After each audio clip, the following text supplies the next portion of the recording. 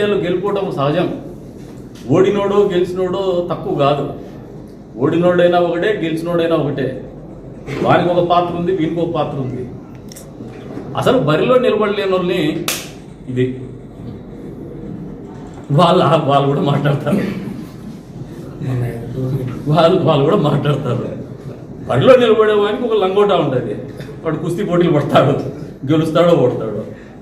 మనము ఇది మీరు మాట్లాడితే ఎత్తరా, మీరా మాకు రాజకీయాలు నేర్పించేది, మీరా మాకు మాటలు మాట్లాడేది, మీరా మాకు క్యారెక్టర్ గురించి చెప్పేది, మీరా మాకు పరిపాలన గురించి చెప్పేది, మీరా మాకు అభివృద్ధి గురించి చెప్పేది. మీరు ఎన్ని మాటలు మాట్లాడినా అబద్ధాలు చెప్పి 10 సంవత్సరాల కాలం గడుపుతున్నారు. నా మీద కేసు గురించి మాట్లాడతారు. ఇప్పుడు కూడా చెప్తున్నా, I don't have any cases against. క్లారిటీగా చెప్తున్నా, కేటగిరీగా చెప్తున్నా. జనవరి 19 అంటున్నాడు, that is for admission. So far that has not been admitted. అది మ్యాండేట్ లేదు. ఎవరైనా అప్పచెప్పిపోతారు. మనం గెలిస్తే వాళ్ళు పోతారు, వాళ్ళు గెలిస్తే మనం పోతారు. అంత మాత్రం నా మీద కేసు ఉంది, ఇంకా 6 నెలలకో 10 నెలలకు ఎలక్షన్ వస్తుందని చెప్పేసి బ్రహ్మలు ఏమైనా బతికితే మిమ్మల్ని అల్లా కూడా కాపాడలేదు. మిమ్మల్ని అల్లా కూడా కాపాడలేదు. ఏం కాదు, మొంగ కాదు. సరుకు లేకుండా అబద్ధాలు చెప్పుకొని బతికి భావదారిద్ర్యంతో బతికితే మేమేం చేయలేం. మా దగ్గర లేనిది ఉందని చెప్పి భ్రమంలో బతికితే మేమేం చేయలేం. అసలు జరిగేకి ఏ రకంగా ఆస్కారం లేని అంశాలు మీరు ప్రస్తావించి ఇంకో పేర్లు చెప్తారు. మహాత్ములు ఆయన. ఆ మహాత్ముని ఈ కదిరి నియోజకవర్గంలో ఏ చిన్న పిల్లలు పోయినా అడుగుతారు, ముంజకే అని కొత్తిమీర గడ్డల్ని పిల్లికి ఎలక సాక్ష్యం అంట. సిగ్గుండల్లా ఆ పేర్లు ప్రస్తావించకైనా ప్రజత్వ అని సార్ అసహించుకునే పేర్లు అవి. పొద్దున్న లేసే ఊరి మీద పడి బతికే బతుకులేవి. అట్లా వాళ్ళు ఉండకూడదనే రాజకీయాలు చేస్తున్నాం. అట్లా వాళ్ళు ఉన్నీం కూడా రాజకీయాల్లో. ఇప్పుడు చెప్తాన్నా, భగవంతుడు ఈ నియోజకవర్గ ప్రజలు నా మీద సానుభూతి చూపించిండొచ్చు, లాస్ట్ ఎలక్షన్లో నా మీద ప్రేమ చూపించిండొచ్చు, నా మీద నమ్మకం చూపించిండొచ్చు, నా మీద కాకుండా పార్టీ మీద నమ్మకంతో కూడా వేసిండొచ్చు, లేదు మా కూటమి పార్టీలను చూసి కూడా నాకు ఓట్లు వేసిండొచ్చు. ఆ రోజు రాజకీయంగా అవసరాలు ఉంటాయి. సింహం సింగిల్గా వచ్చేది కాదప్ప, అప్పుడప్పుడు పంది కూడా సింగిల్గానే పరిగెత్తుంది. సింహమే కాదు, సింగిల్గా వస్తుంది. సింహాలు అయిపోవరా పాడుకో, ఇంకా తలగాలి నీకు. ఒళ్ళు దగ్గర పెట్టుకో. ఏదో పంచ డైలాగులు, ఎందుకంటే పాపం ఉనికి కోల్పోయినారు, అస్తిత్వం లేదు, ఏం చేయాలో తెలియదు, పర్ఫార్మెన్స్ లేదు, పడబాట్లు పడాలనుకుంటున్నారు, పని వాళ్ళకు కూర్చున్నారు. కానీ 10 ఏళ్ళు నిరంతరము అవమానాలు తట్టుకొని, అవహేళనలు తట్టుకొని, ఇట్లా మాటలు ఇంకా పెద్ద స్థాయిలో పూజకు పనికిరాని పువ్వు అనే మాటలు కూడా తట్టుకొని నిలబడి గెలిచిన వాళ్ళం మేము. ఊరికే పోమమ్మా, అన్ని లెక్కలు తేల్చిపోతాం అనుకుంటున్నారే మీరు. ఇంకా లెక్క తేయాలని మంత్రి పదవి ఇది, దాని గురించి ఎప్పుడు ఆలోచన చేయలే. మాకు చంద్రబాబు నాయుడు గారు లాంటి నాయకుడు ఉన్నాడు, కష్టపడితే గుర్తించేటువంటి నాయకుడు. నా జీవితంలో 4 సార్లు టికెట్ ఇచ్చినాడు ఈ నియోజకవర్గంలో. ఓడిపోయినా మళ్ళీ టికెట్ ఇచ్చినాడు. కేవలం నా నాయకత్వం మీద నమ్మకము, నాకు ఉన్నటువంటి పనితనం మీద నమ్మకం. నేను ఎప్పుడు టికెట్కు అడగలా, టికెట్కు డబ్బులు ఇలే, డిపాజిట్ చేయలే. మళ్ళీ నేను ఇంత ఖర్చు పెట్టినా, 60 పెట్టినా, 70 పెట్టా అని కూడా చెప్పుకోలే. ఓడిస్తే మోసం చేసినారని మాట్లాడలే. కృతజ్ఞతాభావంతో బతుకుతాండ ఊరి పట్ల. నాకు ఇంత అద్భుతమైన జీవితాన్ని ఇచ్చిన ఊరికి మా తల్లి ఎంతో, ఊరంతానే బతుకుతున్నాం మేము. ఒక నిబద్ధతతో రాజకీయాల్లో ఉంటాం. అడ్డగోలు వ్యవహారాలు చేసేదానికి లేము ఇక్కడ. కానీ ఇన్ని రోజులు చలాయించుకున్నారు. 10 ఏళ్ళు నేను చేసిన ఒక తప్పుకి. ఇంకా మీకు అవకాశం ఉంది, గుర్తుపెట్టి చాలింది. అది ఏ ఎలక్షన్ వచ్చినా మీరు నా మీద గెలవగలిగితే ఆ రోజు మీరు చెప్పిన మాటకి నేను కట్టుబడి ఉంటాను. గుర్తుపెట్టుకోండి, ఓపెన్ ఛాలెంజ్. మళ్ళీ మీకు భవిష్యత్తులో కందికుంట ప్రసాద్ అనేవానికి శక్తి ఉన్న రోజులు మీరు ఏ ఎలక్షన్లో గెలవలేరు, కళలో కూడా గెలవలేదు. రాసి పెట్టుకోండి. అట్లని చెప్పి పార్టీలు మారం, మేము క్యాండిడేట్లను మార్చుకోలే, అబద్ధాలు చెప్పుకోలే, మతాన్ని వాడుకోలే, కులాన్ని వాడుకోలే, అట్టబాక్సులో డబ్బులు వాడుకోలే. డబ్బులను నమ్ముకొని రాజకీయాలు లేలే, నా దగ్గర ఇంత ఉంది ఆయన దగ్గర ఏమీ లేదనే మాటలు కట్టుబడి కూడా ఎలక్షన్లు చేసినాం. డబ్బులు ఇవ్వలేడంటే కూడా ఎన్నికల్లో పోటీ చేసినాం. ఏ రోజు ప్రజల దగ్గరికి పోయేసి నా దగ్గర డబ్బులు లేవు మీరు సాయం చేయండి అని కూడా అడగలే. పని చేస్తాను నాకు ఓటేయండి అని అడిగినాను.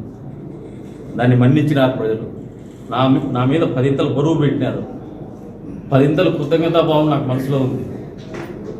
అందుకని తగ్గి నడుస్తాను, అందుకని అణిగిమని నడుస్తాను.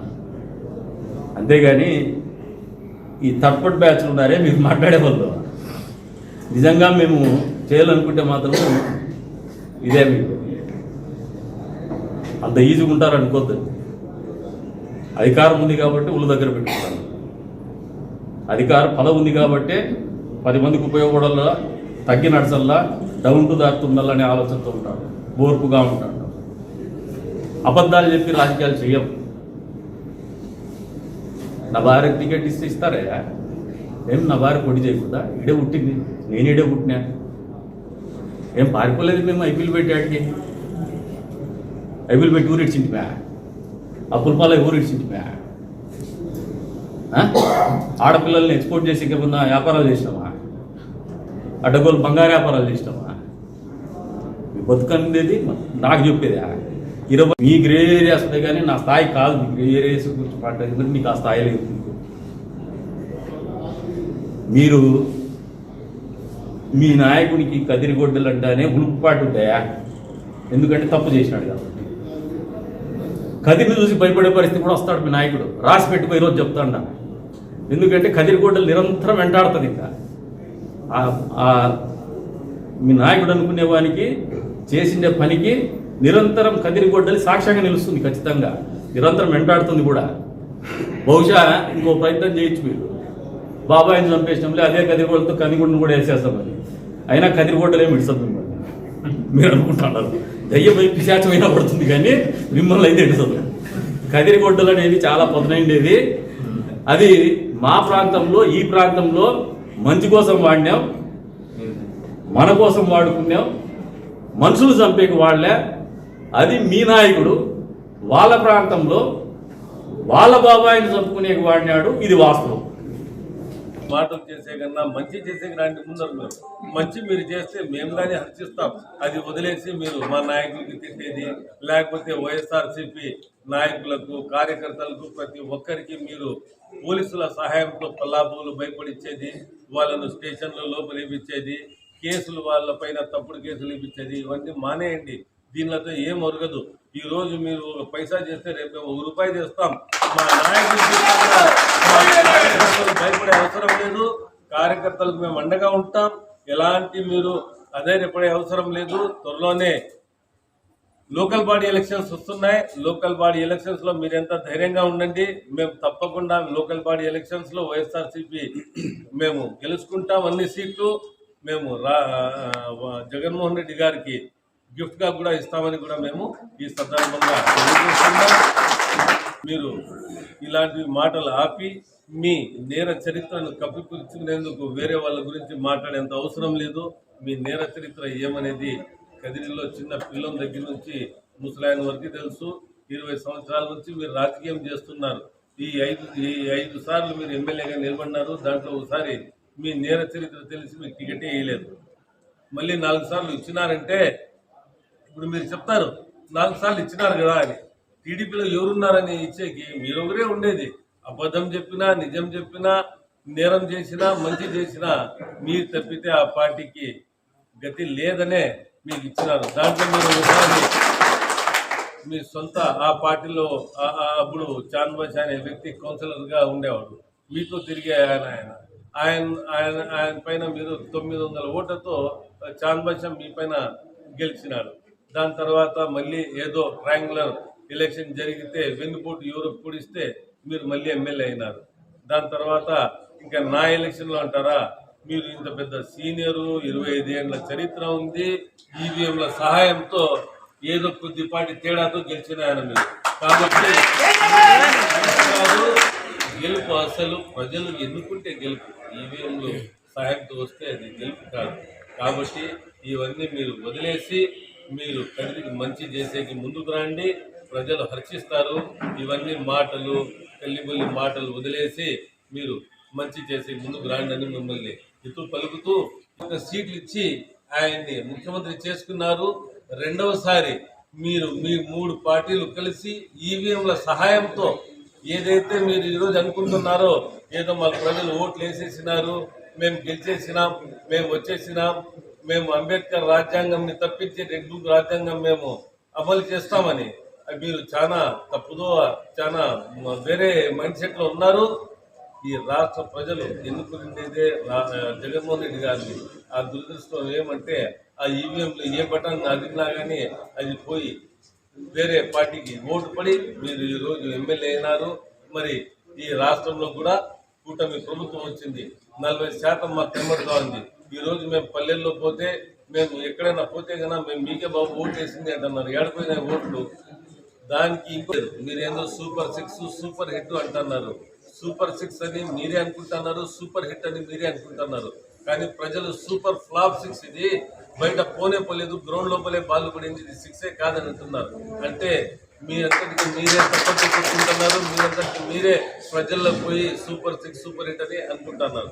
కాబట్టి మీరు ఒకటి కూటమి ప్రభుత్వం ఫెయిలియర్ అయింది. రెండోది మీరేదో మీ పెద్ద నాయకుల కండలో మీరు పడాలా, మీరేదో మంత్రి పదవి సాధించాలనే ఆశతో మన జగన్మోహన్ రెడ్డి గురించి మాట్లాడుతున్నారు. ఇది మానేయండి. మానకపోతే రానున్న రోజుల్లో మీరు చాలా కష్టపడాల్సి వస్తుంది. మీ కేసులన్నీ బయటికి వచ్చేసినాయి, మళ్ళీ సుప్రీంకోర్టులో ఉన్నాయి, త్వరలోని తీర్పులు వస్తాయి. మీరు ఏదైతే మీరు చెప్తున్నారో నేను చాలా క్లీన్ చిట్, నేను ఏదో కడిగిన ముత్యం అని అనుకుంటున్నారో, కడిగిన ముత్యానికి వచ్చి ఇలాంటి కేసులు ఉండవు. ఈరోజు కేసులు ఉన్నాయంటే మీరు కడిగిన ముత్యము లేదు. మీరు ఈ ఆలోచన విరమించుకోండి. లేకపోతే మేమంతా తప్పకుండా మీకు తగిన శాస్తి చెప్తామని, అదేగాక ప్రజలు కూడా తగిన బుద్ధి చెప్తారని మీరు గ్రహించాలని కూడా మిమ్మల్ని నేను తెలియజేస్తున్నాను. కదిరి ఈయనకి సిబిఐ వారైనా చెప్పి ఉండాలి, లేకపోతే నా గొడ్డలి వ్యాపారం అన్నా చేస్తూ ఉండాలి, లేకపోతే ఇక్కడి నుంచి గొడ్డలు తీసుకుపోయినారు అదేందో చేసినారని మాట్లాడడం చాలా విడ్డూరంగా ఉంది. ఇది మీకు నైతిక విలువ లేదనే దానికి దార్పణం పడుతుంది. అదేగాక మీ స్థాయి కూడా కాదు. మాట్లాడే ముందు ఎవరి గురించి మాట్లాడుతున్నారనేది ఆలోచించుకోవాలి. లేకపోతే రానున్న రోజుల్లో కదిరి నియోజకవర్గ ప్రజలు వేచి చూస్తున్నారు ఎప్పుడొస్తుందా ఎలక్షన్ అని. నాకైతే ఎప్పుడో 6 నెలల్లో 1 సంవత్సరంలోనే ఎలక్షన్ వస్తుందనే తెలుస్తా ఉంది. ఎందుకంటే మీరు చేసిన హత్య రాజకీయాలు, మీరు చేసిన నకిలీ డీడీ స్కామ్లు ఇవన్నీ ఇంకా సుప్రీంకోర్టులో ఉన్నాయి. ఎలక్షన్ ముందు ఏదో మీరు నా కేసు కొట్టేసినారని మీకు టికెట్ అనౌన్స్ చేయడం జరిగింది. దానికన్నా ముందు ఒక మాట గుర్తుంచుకోవాలి, మీ పైన కేసు ఉన్నప్పుడు మీ భార్య యశోదమ్మకే పార్టీ టికెట్ అనౌన్స్ చేసింది. దాని తర్వాత ఆ కేసు కొట్టేసిన తర్వాత మీకు వచ్చి టికెట్ అనౌన్స్ చేసినారు, మీరు ఎలక్షన్లో కంటెస్ట్ చేసినారు. ఈ ఎలక్షన్ తర్వాత మళ్ళీ సిబిఐ వారు సుప్రీంకోర్టుకు ఆశ్రయించడం, సుప్రీంకోర్టులో 2 వాయిదాలుగానే జరిగినాయి. ఇదే డీటెయిల్స్ కావాల్సింటే మీరు చూసుకోవచ్చు. ఇది వచ్చి సుప్రీంకోర్టులో మీ పైన సిబిఐ కేసు మళ్ళీ ఓపెన్ చేయడం, మళ్ళీ 2 వాయిదాలు వేయడం. రానున్న జనవరి 19వ తేదీ మళ్ళీ హియరింగ్ ఉంది. అంటే మీరు ఏదో నేను చాలా క్లీన్ చిట్, నేను చాలా క్లీన్ గా ఉన్నాను, ప్రతి ఒక్కరు దొంగ లేకపోతే హత్య రాజకీయాలు పాల్పడుతున్నారని చెప్తున్నారే, అది మీరు మానుకోండి. మీరు మొదటగా మీరే హత్య రాజకీయాలకు పాల్పడే మనిషి, నకిలీ డీడీ స్కాము, దీనిల గురించి బాగా తెలిసిన వాళ్ళు ఎవరన్నా ఉన్నారంటే ఈ కదిరి నియోజకవర్గ ప్రజలకు తెలుసు. మాకింత తెలుసో ఈ కదిరి నియోజకవర్గ ప్రజలకు, దానికి ఇంకా 10 మీ రాష్ట్ర నాయకులకు తెలుసు. ఇంకా ఎవరన్నా తెలుసుకోవాలనుకుంటే మాజీ మంత్రి మొహమ్మద్ షాకీర్ గారు ఇంకా ఉన్నారు కదిరిలోనే, పోయి మీరు అడగండి. ఆయన పూస గుచ్చినట్లు ప్రతి చిన్న విషయం ఎక్కడి నుంచి స్టార్ట్ అయింది, మీ రాజకీయ భవిష్యత్ ఎక్కడి నుంచి స్టార్ట్ అయింది, దాంట్లో మీరు ఏమేం చేసినారనేది ఆయన చాలా క్లుప్తంగా చెప్తారు. కాబట్టి మీరు పదే ఇది గొడ్డలి, ఇంకోటి కొలాలు, ఇంకోటి అని చెప్తున్నారే, అది మీరు మానుకుంటే మంచిది. లేకపోతే మీ గురించి ప్రతి ఒక్కటి చెప్పాల్సి వస్తుంది. అది చెప్పకుండా ఉండాలంటే ఏదో మిమ్మల్ని వదిలేయాలి, ఈ నియోజకవర్గ ప్రజలు ఇంకా కొన్నేళ్ళు బాగా ఉండాలనుకుంటే కనుక మీరు ఇవన్నీ మానుకుంటే మంచిదని నేను మీకు హితో పలుకుతున్నాను. లేకపోతే ఈ కదిరి నియోజకవర్గ ప్రజలు త్వరలోనే బుద్ధి చెప్పే కాలం వస్తుంది. అది municipal elections, local body election నుంచే స్టార్ట్ అవుతాయి. టీడీపీకి కానీ మీకు కానీ తెలియజేస్తున్నాను.